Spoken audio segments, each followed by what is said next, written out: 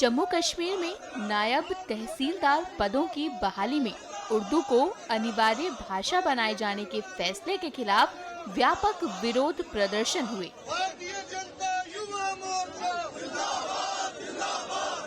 इसके बाद केंद्रीय प्रशासनिक न्यायाधिकरण कोर्ट ने याचिका पर सुनवाई करते हुए इस फैसले पर रोक लगा दी है। अब इस मामले की अगली सुनवाई अगस्त महीने में होगी। आपको बता दें कि भर्ती परीक्षा में उर्दू को अनिवार्य किए जाने के बाद भारतीय जनता युवा मोर्चा के कार्यकर्ताओं ने उन अभ्यर्थियों के समर्थन में जोरदार प्रदर्शन किया जिन्हें उर्दू नहीं आती।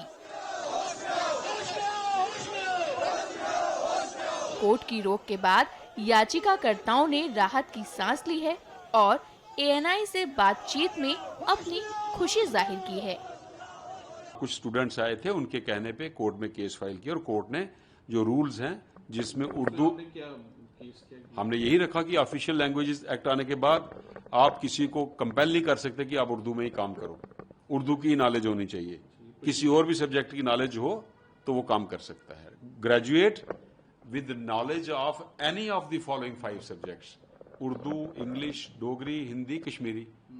आप 4 लैंग्वेजेस को बाहर निकाल रहे हो और सिर्फ उर्दू को मैंडेटरी कर रहे हो, it means of official languages act की वायलेशन कर रहे हो। ये केस था। ये मतलब पिटीशन कौन से कोर्ट में आपने डाला, कब डाला था? ये आज ही डाली थी सुबह। सेंट्रल एडमिनिस्ट्रेटिव ट्रिब्यूनल आजकल यूटी बनने के बाद जितने भी सर्विस मैटर्स होते हैं या रिक्रूटमेंट के रिलेटेड केसेस होते हैं वो सारे आजकल CAT central administrative tribunal bench में जाते हैं।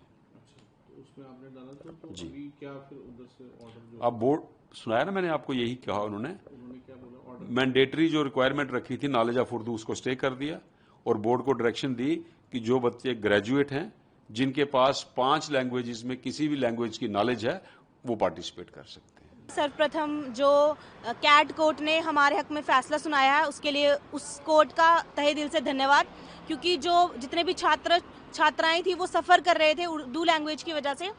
उर्दू लैंग्वेज की वजह से नहीं कहना चाहूँगी कि सिर्फ उर्दू लैंग्वेज ही उसमें रखी गई थी, बाकी जो भाषाएं थी जैसे कि कश्मीरी, डोगरी, उनके साथ कहीं ना कहीं इनजस्टिस हो रहा था।